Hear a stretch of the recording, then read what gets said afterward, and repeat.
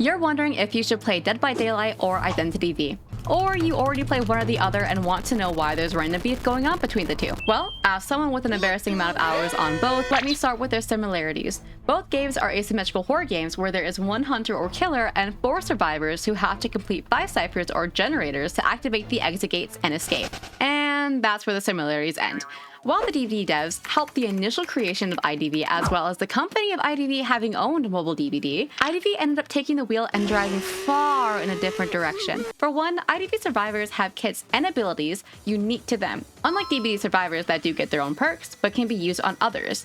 In comparison, there is something called a persona web where you can acquire various traits that can be applied on any character. Furthermore, DBD values and endorses hooking multiple targets and punishes tunneling or camping. IDV, on the other hand, basically requires tunneling and camping in order to win. Of course, there is a way around this as there's numerous survivors with kits that can work around this, as well as a persona trait called Tide Turner, which works similarly to Borrow Time in DBD. This is not to be confused with the IDV trait Borrow Time, that is similar to DBD's Adrenaline. Typically, Borrow Time is always run unless a survivor goes a Stewie build and they don't anticipate living to the last cipher. Now, DBD players may think, well, that's OP if you can have Adrenaline every game. But I will also bring up the fact IDV hunters can carry a trait called Detention, which works like NOED except it only goes away over time. Moving on, IDV also has numerous game modes including a dedicated rank mode, Duos, which, yes, came years before it was added to DBD, Blackjack, Copycat, Hide and Seek, Tarot, and much more including minigames. IDV also has consistent and frequent new content and bug fixes. Furthermore, the meta is definitely more complex in IDV, especially given there's an official and global tournament stage. It may give some DBD players a heart attack when I say the IDV hunters, who are similar to Ghoul in DBD, one of the best killers, are actually mid. Aesthetic-wise, IDV is a lot more anime and even cutesy with a Coraline feel,